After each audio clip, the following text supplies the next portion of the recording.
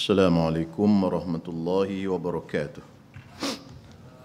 Al-Fatihah. A'udzubillahi minasyaitonir rajim.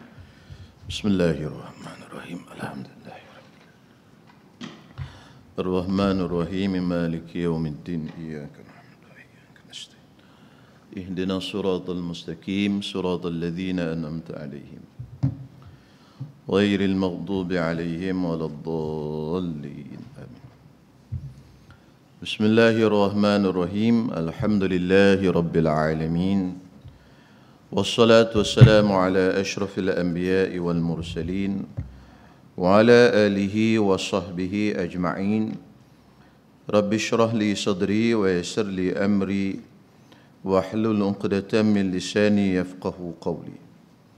Subhanaka la 'ilma lana illa ma 'allamtana innaka antal alimul hakim. Allahumma fakkihna fid din wa 'allimna at-ta'wil. Allahumma rizqna fahman nabiyyin wa hifzal mursalin wa ilhamal malaikatil muqarrabin birahmatika ya arhamar rahimin. Amma ba'd. Alhamdulillah, segala puji dan syukur kita rafa'kan kehadirat Allah Subhanahu wa taala. Dengan limpah kurnia Allah Subhanahu wa taala pada malam ni dapat kita bertemu. Mudah-mudahan pertemuan kita ini diberkati oleh Allah Subhanahu wa taala.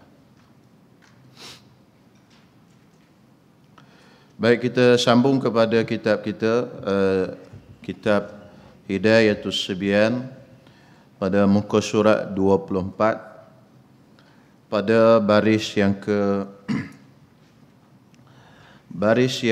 1, 2, 3, 4, 5. Baris yang kelima daripada atas. Qala al-musannifu rahimahullahu ta'ala wa nafa'ana bi'ulumihi wa bibarakatihi fid darain amin. Baris yang kelima daripada atas, muka surat 24. Dan bagi sah berjamaah, artinya mengikut makmum akan imam itu 13 syarat. Sekarang kita akan masuk bincangkan syarat-syarat sah mengikut imam. Jadi ada semuanya 13. 13 ni dia campur. Sebahagiannya syarat yang mesti ada kepada makmum dan sebahagiannya syarat yang mesti ada pada imam. Jadi dicampurkan semua tu jadi 13. Jadi 13 syarat semuanya. Jadi maknanya kalau tak cukup 13 syarat ni, sembahyang jemaah kita ni tidak sah. Bukan kata tak ada pahala, tidak sah sembahyang tu tadi. Jadi kena sembahyang yang lain. Baik, syarat yang pertamanya bahawa tiada mengetahui makmum akan batal sembahyang imamnya dengan berhadas atau lainnya. Lain seperti imam tu ada najis ke atas badannya, atau kain imam tu koyak dan sebagainya. Jadi syarat yang pertama, kita tak tahu sebelum kita start sembahyang ni, kita tak ada dalam ilmu kita yang tu imam ni sembahyangnya batal. Batal dengan sebab berhadas atau sebagainya. Kalau kita tahu sebelum kita angkat takbir yang tu imam ni dia berhadas, maka sembahyang kita ni tidak sah mengikut pendapat muktamad. Misalnya, kita sebelum sembahyang kita tengok tu imam ni dia bersalaman dengan isteri dia kat situ.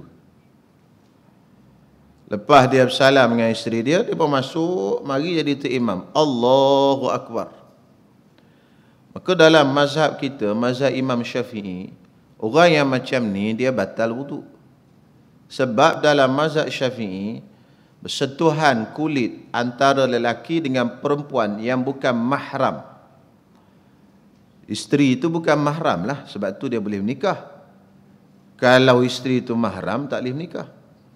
Bersentuhan kulit antara lelaki dengan perempuan yang bukan mahram, yang besar kedua-duanya, maka batal lah sembahyang. Maka orang ni tu imam ni dah berhadas. Dia pun mari duduk depan kita, dia angkat takbir, Allahu Akbar. Maka kita hak tengok tu tak sah sembahyang.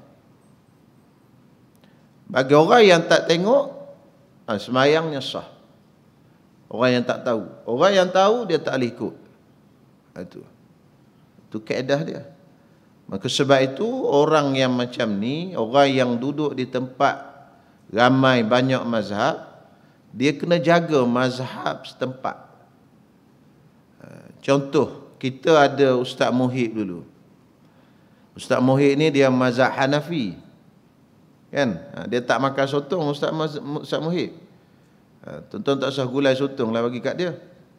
Tapi dia dah tak ada dah. Jadi orang mazhab Hanafi, dia sentuh perempuan ni, dia tak batal. Mazhab Hanafi. Itu yang kita pakai masa kita pergi buat haji dan umrah tu. Masa tawaf kita pakai mazhab Hanafi sebab sukar nak pakai mazhab Syafi'i sebab ramai perempuan situ. Jadi tuan-tuan semua, bila kita tengok, katalah Ustaz Muhyiddin, dia tengok dia pegang perempuan, isteri dia apa, mari semayang. Kita yang mazhab Syafi'i ni tak ikut. Tapi Alhamdulillah, Ustaz ni dia maklum benda ni, yang jemaah dia orang yang mazhab Syafi'i. Jadi dia tak buatlah benda-benda yang membatalkan pada mazhab Syafi'i. Dia sendiri pun baca kunut, walaupun mazhab Hanafi tak ada kunut. Pagi-pagi subuh baca kunut, mazhab Hanafi tak ada kunut. Masa dia mula-mula mari dulu, adalah beberapa perkara dia tanya saya. Saya kata kita sini mazhab Syafi'i kena baca kunut lah. Tapi banyak benda yang lain dia ikut mazhab dia lagi lah. Contoh makanan, sotong dia tak makan. Gitu Tuan-tuan makan sotong? Kau tak makan sotong ke? Sotong makan lah pasal mazhab Syafi'i. Mazhab Hanafi tak boleh makan sotong. Haram. Ada yang kata makruh, ada yang kata haram. Jadi kalau kita tahu berhadas tak boleh. Tapi kalau kita tahu berhadas tu lepas daripada semayang dah, itu tak apa. Tak apa pula. Lepas pada semayang kita pun tahu tu imam ni berhadas. Allah, orang pun cerita ke kita, tadi ustaz tu pegang bini dia, lepas tu dia semayang. Allah, kata dia. Tahu lepas semayang tak apa, tak wajib semayang semula. Yang tak bolehnya tahu sebelum semayang. Itu macam tu. Kalau kita tahu dah lepas semayang, tak apa. Dalam bab berhadas lah.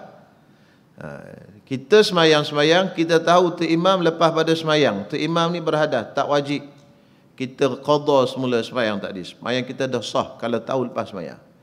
Dan tu imam pun tak perlu isytihar, dia berhadas. Tak perlu dia cerita dalam grup WhatsApp. Jemaah ad-diniyah semua, sila ambil perhatian. Pagi tadi saya datang semayang subuh, saya terlupa mandi wajib. Tak payah cerita. Saya berhadas besar. Jadi qada baliklah semayang, tak payah cerita. Nanti orang ingat sampai 7 generasi. Ni cucu siapa ni? Tu cucu tu imam tak mandi wajib, kata dia. Jadi tuan-tuan semua tak payah cerita benda itu. Sebab apa? Sebab tak perlu pun, sah dah. Tapi kalau nyata lepas semayang, tu imam tadi tak layak jadi imam. Seperti tu imam tadi ummi, tak betul baca Fatihah. Ataupun tu imam tadi itu adalah perempuan, kita dah ingat laki, dia dah tukar penampilan. Lepas 2 hari semayang jadi imam, baru tahu, lahai, perempuan rupanya tungkar jantina, Masya Allah. Jadi laki. Ataupun dia ini kita dok rasa orang sihat, rupanya tak sihat, orang gila rupanya. 2 hari dah ikut dia, dia gila 2 hari. Maka 2 hari tadi semuanya batal. Semayang kena qada balik. Sebab apa? Sebab dia tak layak jadi imam. Tak layak lain, berhadas lain. Itu kena faham. Ataupun kita dok sangka dia Islam, rupanya kafir. Dah 2 hari dah jadi imam, rupanya orang kafir. Tak masuk Islam lagi pun. Orientalis kan. Dia pandai agama, hafal Quran, orientalis. Dia punya bijak tu. Sampai dia hafal Quran, hafal hadis. Tapi dia belum Islam. Orientalis ada macam tu. Dia datang-datang dia tu imam. Allahu Akbar. Oh sedap baca betul semua. Rupanya dia bukan Islam. Semayang yang kita semayang dengan dia tu kena qada. Ada juga berlaku. Pernah berlaku benda macam ni. Dia lain, tak layak jadi imam dengan berhadas, dia lain. Berhadas, tahu dah lepas semayang imam dah berhadas, tak perlu qada. Tapi kalau tahu lepas pada semayang imam ni tidak layak menjadi imam. Misalnya imam ni perempuan, dia ingat laki, rupanya perempuan. Kalau tahu awal-awal lagi perempuan, haram ikut, dosa besar. Buat benda haram. Ataupun dia ni kita rasa dia Islam, rupanya kafir. Ataupun kita rasa dia ni siuman, rupanya tak betul, orang gila. Itu contoh-contohnya. Maka selepas daripada itu, kita kena qada balik sembahyang. Selesai, itu syarat yang pertama. Yang kedua, syarat yang kedua bahawa adalah sembahyang imamnya itu terkaya daripada wajib diqada atasnya. Bahawa adalah sembahyang imam itu terkaya daripada wajib diqada atasnya. Wajib qada. Sembahyang tu imam tu tak perlu qada dah. Okay, apa sembahyang imam yang wajib qada? Pelajar tahfiz catat, nanti baca kitab nanti tak faham. Sembahyang imam yang wajib diqada, misalnya imam sembahyang dengan tayamum. Semula-semula. Imam sembahyang dalam keadaan tangan berbalut. Tu misal mudah. Imam sembahyang dalam keadaan tangan berbalut. Ni tangan dia ni berbalut. Pakai apa? Pakai semen. Balut ke apa? Pakai bandage atau sebagainya. Itu misalnya. Boleh? Boleh. Misalnya imam sembahyang dalam keadaan tangan berbalut. Baik, orang yang tangan dia balut, dia sembahyang Allahu Akbar. Dalam mazhab Syafi'i, sembahyang ni wajib kena qada balik. Sebab apa wajib kena qada balik? Sebab cacat kedua-duanya. Dalam bahasa Arab dia panggil linaqsil badali wal mubdal. Cacat yang asal dan yang ganti. Yang gantinya tayamum, cacat juga. Yang asalnya wuduk pun cacat juga. Ambil wuduk tak rata bawah ni. Tayamum pun tak rata bawah ni. Sebab apa? Sebab debu tak kena kulit. Dua-dua cacat. Tayamum pun cacat, wuduk pun cacat. Oleh kerana kedua-duanya cacat, tak betul, tak sempurna, maka semayang macam ni kena qada hari kemudian. Dah buka nanti, ambil air semayang betul-betul, kena qada balik semayang dalam tempoh tu. Ini mazhab kita Imam Syafi'i. Tu. Imam Syafi'i dia agak strict sikit dalam bab balut-balut ni. Kita datang tengok tu imam ada pakai bandage kat sini, pakai semen kat sini. Tak boleh ikut tuan-tuan semua. Ikut asal mazhab Syafi'i. Dan tu imam pun kena faham. Kalau dia pakai pembalut di bahagian tangan, ini kena tak boleh jadi tu imam lah. Bagi orang lain jadi imam. Sebab kalau dia jadi imam, maka makmum tadi tak sah ikut dia. Tak sah. Soalannya kenapa tidak sah? Kalau orang tanya, kerana syarat kedua tak cukup. Adalah sembahyang imamnya itu terkaya. Makna tak perlu. Terkaya daripada wajib diqada atasnya. Yang ini tak perlu qada. Sembahyangnya kena qada. Bila sembahyang kena qada, dia tak boleh jadi imam. Itu contoh mudah. Ingat tuan-tuan, kalau pakai bandage kat tangan, itu tak boleh jadi imam. Ada banyak lagi. Itu satu contoh mudah. Jadi supaya mudah kita tahu. Hak banyak berlaku lah. Lain itu tayamum apa semua banyak lagi. Okey, tu. Ada juga dia bertugas itu. Nanti dia kan accident pakai ni balut. Jadi dia ambil air semayang. Betul, basuh muka, basuh tangan, basuh dia lah. Hak bawah bandage ni tak basuh. Jadi bila dia tak basuh bawah bandage ni, dia tayamum lah. Sapu muka, sapu tangan. Lepas tu sambung sapu kepala dan basuh kaki. Tapi tayamum pun tak sempurna juga. Pasal tak sampai debu ke kulit. Jadi tayamum tu, debu tu kena kulit. Dia tak boleh kena pembalut tu. Bukan macam tu tayamum.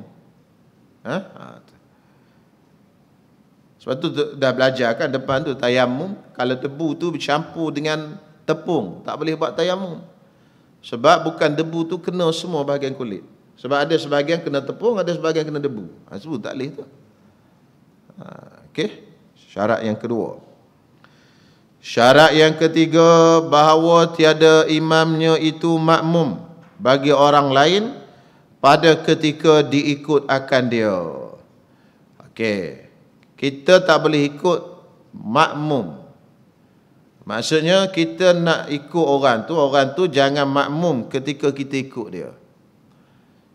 Si fulan ni dia semayang. Dia ikut orang.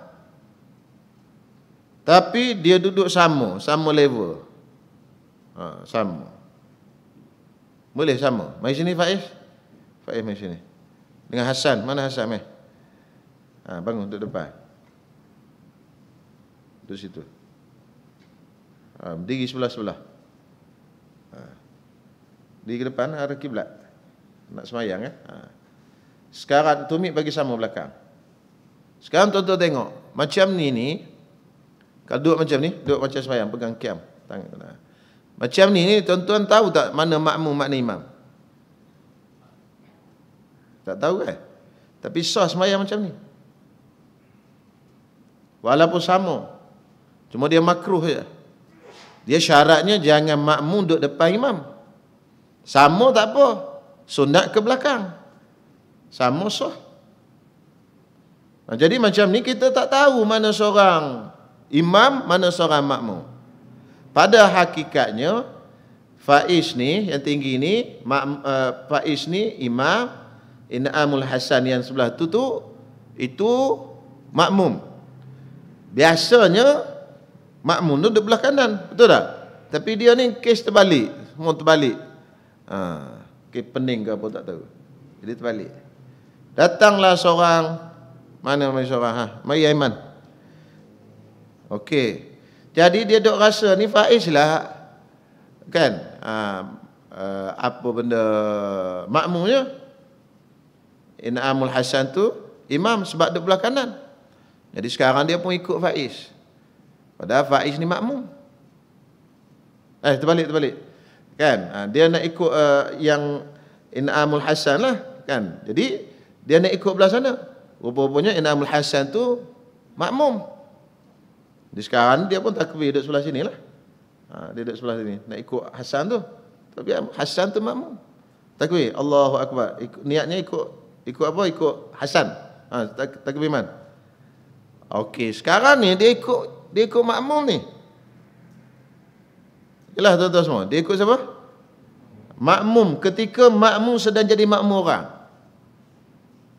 Habis. Duduklah tahiyat akhir. Duduk tahiyat akhir. Duduk tahiyat akhir semua tu. Okey. Selesai bagi salam semua, dah selesai semayang. Kemudian selesai semayang, kawan ni bagi tahu, kau ikut aku makmum kau Faiz, kata dia. Pasal kau ikut tu, kata dia. Jadi apa jadi semayang tadi? Semayang Aiman tadi yang belakang tadi tidak sah. Semayang ni kena qada semula. Kena semayang semula. Pasal apa kena semayang semula? Sebab dia ikut makmum ketika orang tu tengah jadi makmum. Berbeza kalau makmum tu dah tak jadi makmum orang. Contohnya masbuk. Imam dah bagi salam. Assalamualaikum warahmatullahi. Assalamualaikum warahmatullahi. Jadi dia pun sambung bangun. Kan biasa kita buat. Datang orang masuk, ikut orang tu. Itu dah bukan makmum dah. Sebab dah putus dah. Ikutnya dah habis dah. Datuk Imam bagi salam dah. Habis dah tamat dah. Sekarang ni duduk tengah-tengah. Okey, terima kasih. Jadi duduk tengah-tengah tu kita tak boleh. Jadi nyata ataupun jelas lepas pada semayang tadi kena qada semula. Pasal apa kena qada semula? Sebab imam yang kita ikut tadi tidak layak menjadi imam. Kita sangkakan dia adalah imam, rupanya dia adalah makmum. Jadi ikut makmum orang tak boleh. Itu syarat yang ketiga. Bahawa tiada imamnya itu makmum bagi orang lain. Makmum tu bila? Pada ketika ikut akan dia. Pada ketika dia ikut tu.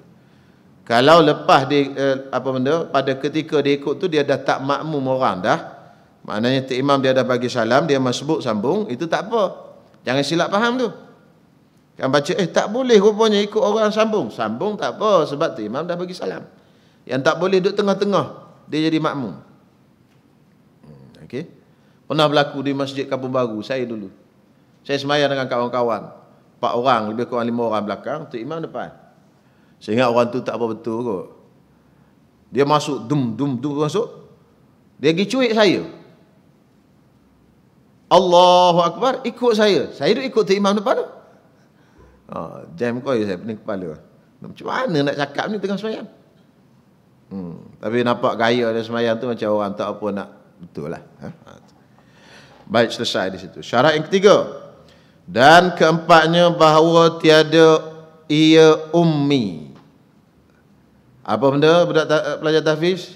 Bahawa tiada ia, bahawa tiada ummi.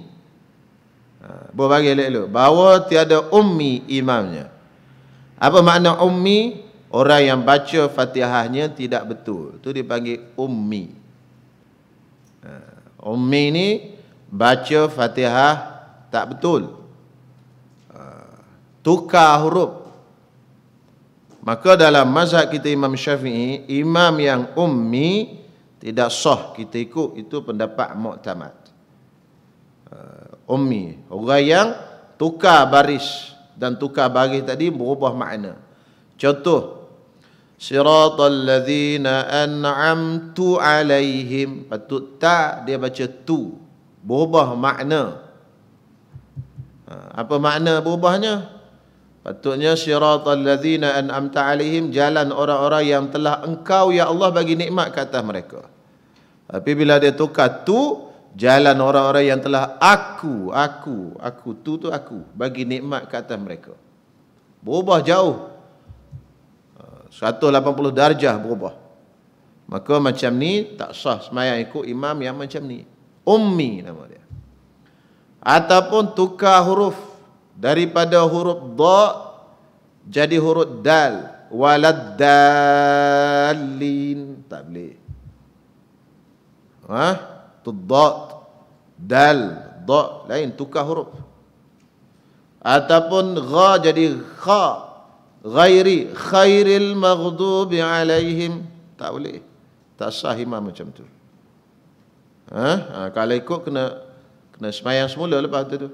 Sebab imam tu tak layak. Bukan dia berhadas, dia tak layak. Mana selepas daripada kita ikut dia, kita tahu. Kalau tengah duduk semayang, kena mufaraqah. Kalau lepas pada semayang, tahu, kena semayang semula. Itu nama dia ummi. Adapun dia sebut tak tepat makhraj, tapi tak tertukar huruf lain, itu tak apa. Tak membatalkan semayang. Contoh, ghin, ghairi. Ghin ni hak ni dah ada 20 juzuk ke atas ni. Baca ra ke ra? Mana Adam? Tak ada Adam mana? Tu? Umar. Ra ke ra? Ra. Pasal apa? Huruf isti'la kan? Nak baca besar. Ghairil, bukan ghairi. Ra, isti'la. Dia tukar tuan-tuan semua.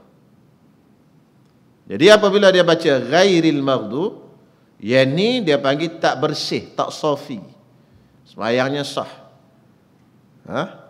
Sebab makhrajnya tepat sama lagi keluar. Cuma tak safi, tak tukar huruf lain lah. Dia bukan bertukar huruf lain tak. Cuma dia tak tepat makhraj. Sebutan tu. Dia patut ghairil maghdub. Dia baca ghairil maghdub. Banyak orang Melayu kita baca ghai. Dia gha isti'la. Yang ni tak apa, sah. Walaupun kurang afdal lah, tapi masih sah lagi. Sebab dia tak tukar dengan huruf lain. Kalau tukar, tak boleh. Ihdinas siratal mustaqim. Sin. Dia tukar dengan tha. Ihdinas siratal mustaqim. Batal semayangnya. Tak sah ikut imam macam tu. Dia panggil ummi. Ummi kita panggil hari-hari mak. Tapi kalau dalam bab fiqh bila sebut ummi, maksudnya orang yang tak betul baca Fatihah. Itu tak boleh jadi imam. Tak betul baca Fatihah ni dipanggil ummi. Pasal apa? Sebab dia seolah-olah macam bau keluar daripada perut mak dia. Itu panggil ummi tu. Kan? Bayi bau keluar perut mak dia, betul ke dia cakap? Tak betul kan? Sebab tu jangan cakap dengan budak-budak, sila makan nasi. Ada pula cucu umur 2 tahun, sila makan nasi. Mana boleh? Kancik? Itulah. Pelah lah kan tuan-tuan semua. Dia pelat. Itu dia panggil, pasal betul dia panggil ummi. Macam baru keluar perut mak dia. Cakap tak betul. Dia baca Fatihah tak betul. Jadi imam ummi tak boleh. Tak boleh jadi imam mengikut pendapat muktamad. Yang kelimanya, bahawa tiada terdahulu makmum atas imamnya pada pihak kiblatnya. Yakni jangan makmum tadi terdahulu, makna ke depan pada kedudukannya. Ayat dia apa? Bahawa tiada terdahulu makmum atas imamnya pada pihak kiblat. Terdahulu tu tak boleh, maksud ke depan. Makmum tumit dia depan pada tumit imam, tu tak boleh. Tadi semayang tadi sama tak apa, cuma makruh saja. Semayang sah. Kalau takdir kata makmum tadi tumit dia depan pada tumit tu imam, tak sah. Melainkan pada dua keadaan, iaitu pertama semayang syiddatul khauf, semayang dalam perang. Yang kedua semayang di Mekah. Jadi Mekah ni kan Kaabah ada 4 penjuru. Ni dia ada 4 penjuru. Jadi ini penjuru imam. Maka penjuru imam ni, imam duduk sini, hak menghadap penjuru ni semua tak boleh depan daripada tu imam. Hak menghadap penjuru 3 lagi tak apa, dia depan lagi pun tak apa. Dia lagi rapat dengan dinding Kaabah pun tak apa. Tadi kata tu imam duduk sini, maka hak menghadap penjuru ni semua kena duduk belakang tu imam. Hak menghadap 3 penjuru lagi ni tak ada masalah. Dia rapat dengan dinding Kaabah pun tak apa. Tu kena faham. Jadi yang tak bolehnya hak belah penjuru yang dihadap oleh imam saja. Jadi kalau tuan-tuan pergi ke Mekah jangan pening, kenapa nanti imam duduk belakang, aku duduk dekat ni, sah ke? Itu sah. Di Mekah dia lain. Dia banyak benda yang berbeza di Mekah. Okey. Adapun di surah Ad-Diniyah tak boleh tuan-tuan semua. Tu imam duduk belakang, makmum duduk depan. Tak boleh. Yang kelima, yang keenamnya, bahawa mengetahui makmum akan berpindah imamnya daripada satu rukun kepada satu rukun. Dia kena tahu berpindah imam tadi. Tahu tu macam mana? Dengan dilihat. Tahu tu dia tengok. Dia tengok tu imam bergerak. Okey. Atau dengan mendengar, dia tak tengok tapi dia dengar. Okey. Mendengar suaranya, suara imam, atau suara mubalighnya. Mubaligh ni Bilal. Kalau di Mekah tu ada mubaligh. Bilal tu. Imam kata sami Allahu liman hamidah, Rabbana walakal hamd. Itu nama dia mubaligh. Tu Bilal tu nama dia mubaligh, yang menyampaikan, mubaligh menyampaikan suara ke belakang. Dulu-dulu mubaligh ni penting sebab tidak ada mikrofon.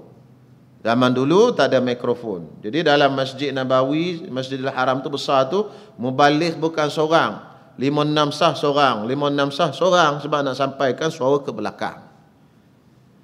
Tapi sekarang mikrofon dah ada, canggih punya mikrofon Masjidil Haram sekarang. Bunyi gung-gung habis. Sampai ke hotel pun bunyi. Tapi tuan-tuan semua ada juga mubaligh. Jadi itulah benda bid'ah tu sebenarnya. Benda yang tak dibuat di zaman Nabi dan tak perlu pun, tapi duk buat lagi. Tu. Jadi sebenarnya benda bid'ah tu. Dia boleh kita tinggikan suara di belakang imam kalau ada hajat je. Tak ada hajat tak boleh. Tuan-tuan baca kuat belakang tu imam, tak boleh.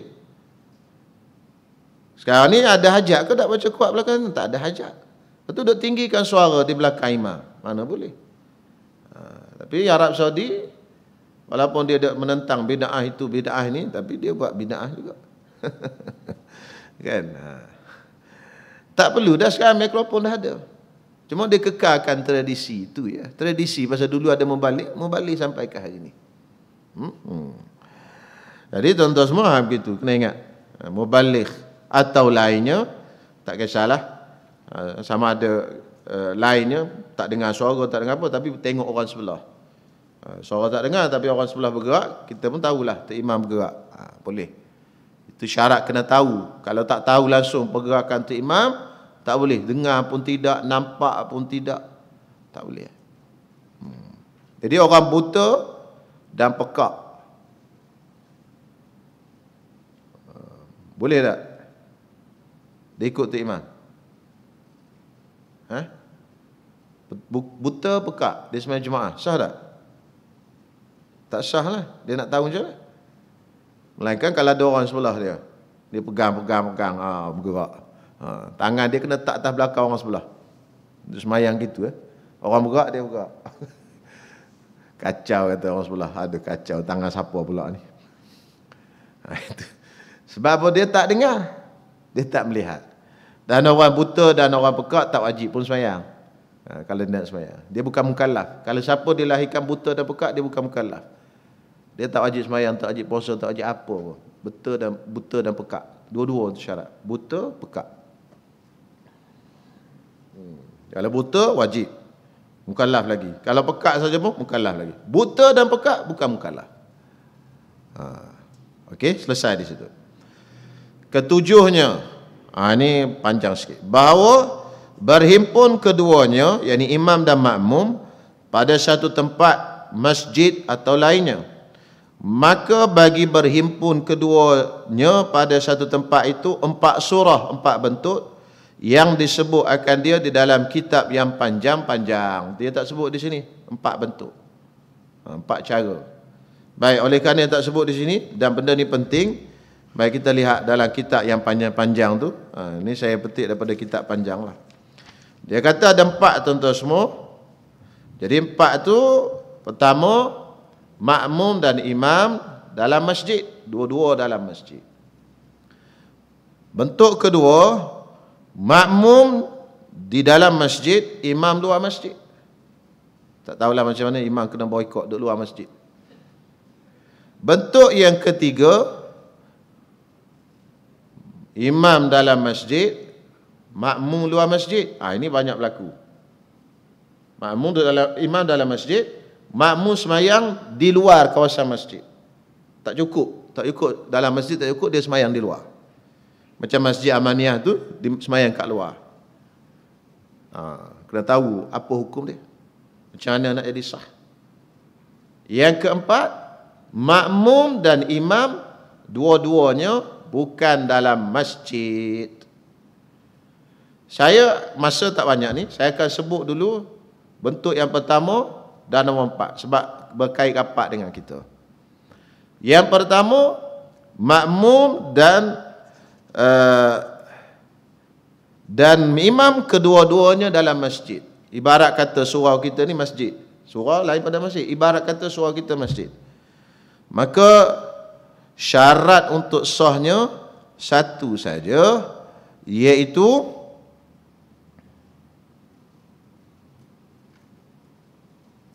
kita boleh sampai kepada tu imam.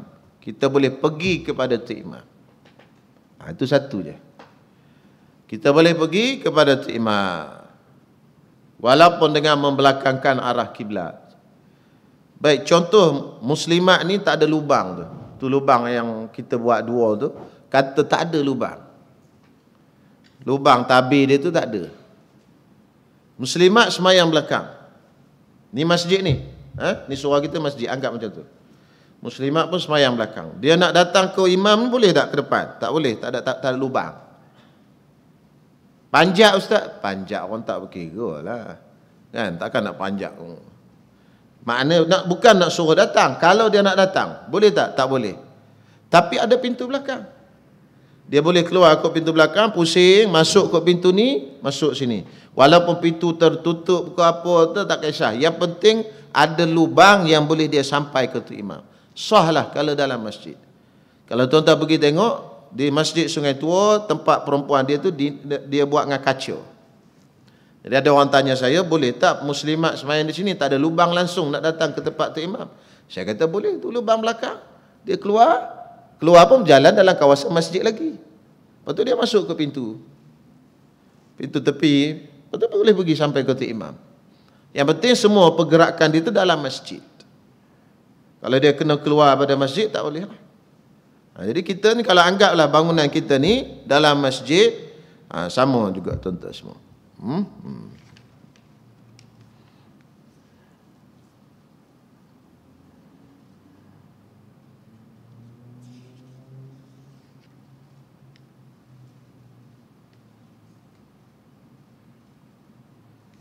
Kemudian, kalau kedua-duanya bukan dalam masjid, kedua-duanya bukan dalam masjid, maksudnya kedua-duanya dalam surau ataupun dewan, ataupun makmum luar masjid, imam dalam masjid. Ini kena ambil perhatian, ini banyak kita buat. Ini kena dengan kita. Masjid tak ada masalah, senang cerita je. Ini surau, bangunan kita. Dan juga kita semayang luar masjid, kadang-kadang pergi Jumaat lambat, kita semayang luar masjid. Macam mana nak bagi sah semayang kita, dan pengurus masjid dan surau kena tahu. Benda ini, dia kata dia kena ada 4 syarat. 4 syarat tuan-tuan semua. Syarat yang pertama, kena tahu perpindahan tu imam. Tahu tu sama ada dengar suara, tengok orang dalam masjid tu, dan sebagainya. Okey. Kalau kita semayang kat luar tarawih, kita semayang kat luar tu kan, luar sana, luar bangunan tu, kita tahu tak? Tahu sebab dengar suara mikrofon. Okey, syarat pertama cukup. Syarat yang kedua, imkanuz zahabi ilal imami min ghairi zwirarin wan itafin anil qiblah. Boleh sampai kepada imam dengan tidak payah membelakangkan kiblat. Kalau orang semayang di beranda tu, dia boleh sampai ke tu imam dengan tak membelakangkan kiblat. Boleh? Hafiz, cuba duduk kat luar. Pergi duduk kat luar. Pahala-pahala besar ni tunjuk kat wajib-wajib. Kat abang semua. Buka pintu tu. Semayang kat tepi ni. Duduk situ, tepi ni. Okey, Hamdi, situ cukup. Angkat takbir. Sekarang ni kalau dia nak mari kota imam sini, dia nak mari ke mana? Okey, mari ke mana? Ke pintu. Okey, cuba awak masuk. Masuk dalam. Itu kan kena belakang kiblat tu. Betul tak? Undur tak boleh pakai, undur jatuh longkang. Dia jalan ke depan lah. Gear undur ni kereta je ada, manusia tak ada gear undur. Maknanya, kalau ikut mazhab Syafi'i, orang yang semayang di beranda tu tak sah. Sebab dia bukan masjid. Tak cukup syarat kedua. Melainkan kalau buka tikap tu, dia boleh langkah masuk pasal rendah. Boleh masak. Dia masuk ke depan dan lalu tanpa membelakangkan kiblat. Okey, itu kena faham. Jadi semayang di luar pun sama. Sebab tu masa tazkirah Ramadan itu saya sebut. Cuma jadi sah tu bukan mazhab Syafi'i lah. Mazhab lain. Jadi kalau boleh ruang kosong ada dalam, tetap masuk dulu kat dalam. Kalau tak ada dah duduklah kat luar, tapi taklid mazhab lain. Kerana nak buat macam mana? Bangunan surau kita ni dah ada macam ni. InsyaAllah duit ada, nanti saya bincang dengan Tuan Haji Amin, kita buka satu pintu kat depan tu. Bila buka satu pintu kat depan, bila masa waktu semayang, buka sikit je. Jadi orang yang duduk belakang pintu tu, dia boleh masuk, boleh sampai ke imam. Sah lah. Pintu di situ kena ada. Sebab tu tuan-tuan pergi ke Masjid Nabawi, tuan-tuan ada babus salam dengan babus raudah. Itu tujuan pintu tu. Supaya orang yang semayang di luar ni sah. Bukan saya saja buat pintu tu. Ada pintu terbuka, pintu lain semua tutup. Kan? Di Madinah ada babus salam. Jadi masuk ke babus salam, terimam di situ. Sekarang terimam pindah ke belakang pun sama. Ada pintu yang kecil tu, Khawkhah Abu Bakar Siddiq tu, ada kat pintu kecil terbuka tu. Masih boleh lagi. Itu antara tujuan dia buat babus salam tu. Dengan babul baqi. Sebelah sana, belah keluar ni babu baqi. Belah masuk ni babu salam. Okey. Jadi syarat yang kedua, boleh pergi kepada imam dengan apa? Dengan tidak membelakangkan kiblat. Kalau semayang di luar masjid pun sama. Kita pergi Masjid Jami' Amaniyah. Katalah pergi Masjid Jami' Amaniyah. Kita semayang di luar, di belakang, di luar masjid. Maka kita boleh pergi ke tu imam, sampai kepada tu imam tanpa membelakangkan kiblat. Itu syaratnya. Kalau ada satu tempat yang kita kena pusing dan membelakangkan kiblat, tak boleh. Itu syarat dia. Okey. Zaman Nabi macam mana Ustaz? Zaman Nabi senang, masjid Nabi tak ada dinding. Kalau semayang di luar pun tak apa. Kalau tak cukup masjid, Nabi semayang kat mana? Tuan semua. Kalau ramai orang jemaah, Nabi semayang kat mana? Nabi semayang di musalla. Sebab tu semayang raya Nabi tak semayang dalam masjid. Semayang raya Nabi semayang mana? Di Masjid Ghamamah. Tuan-tuan pergi di Masjid Nabawi, pergi depan tu belah kanan. Ada masjid warna hitam tu, nama dia Masjidul Ghamamah sekarang ni. Masjid Ghamamah tu tempat Nabi semayang hari raya. Kalau tuan-tuan pergi Mutawif bawa lah. Kan ada ziarah dalam tu biasa dia bawa. Ini Masjid Ghamamah. Apa Masjid Ghamamah ni? Tempat Nabi semayang hari raya. Pasal apa Nabi tak semayang dalam masjid? Masjid Nabawi sempit. Semayang raya ni orang kampung penjuru-penjuru semua datang. Sama macam kita sekarang lah tuan-tuan semua. Kalau raya kan ramai. Kita tak boleh nak marah. Oh, semayang raya ramai datang. Semayang fardu tak datang. Memang semayang fardu mungkin dia semayang ke tempat lain. Dan itu memang berlaku di zaman Nabi pun macam tu. Kan, semayang raya sunatkan buat satu tempat. Jadi semayang pula khatibnya siapa? Imamnya Nabi. Semua nak semayang dengan Nabi tuan-tuan semua. Tuan-tuan kalau ada Nabi semayang, kalau orang alim jadi imam pun sungguh. Kalau kita kata, oh imam Masjidil Haram datang, belum pergi. Ini pula Nabi SAW yang jadi imam. Jadi tuan-tuan semua sama. Kena ada, boleh pergi ke tempat makmum tadi.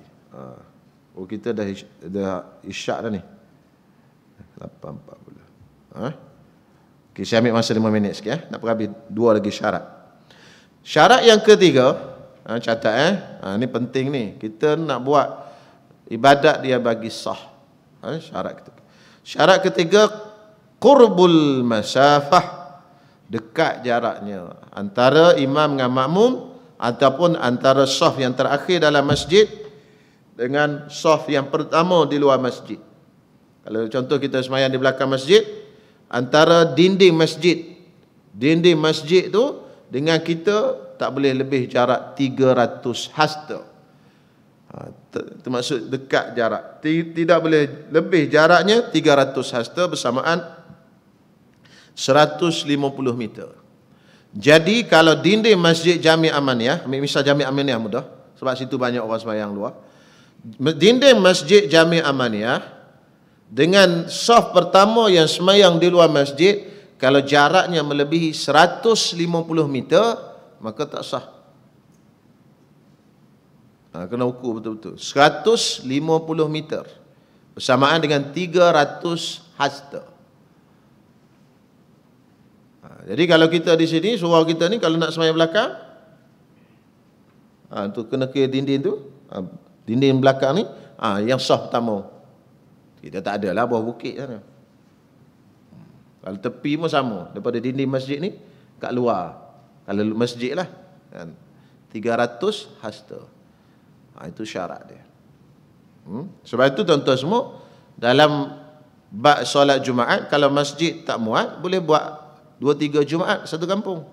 Asalnya Jumaat satu tempat. Kalau masjid tak muat, sebab apa? Sebab antara hikmah ni susah ni lah. Panas dan sebagainya. Terutama sekarang ni Jumaat lambat. Tak. Syarat yang keempat. Syarat yang keempat ni, wa alla yakuna bainahuma hailun yamna'u ru'yatal imami awil istitraq ilaihi. Tidak ada penghalang untuk melihat imam dan untuk pergi kepada imam. Sebab itu tuan-tuan semua, surau kita ni masa nak buat tabir muslimat tu, saya suruh buat lubang satu. Tu lubang satu tu. Tuan-tuan jangan kata siapa cacat tabir masjid surau Ad-Diniyah ni.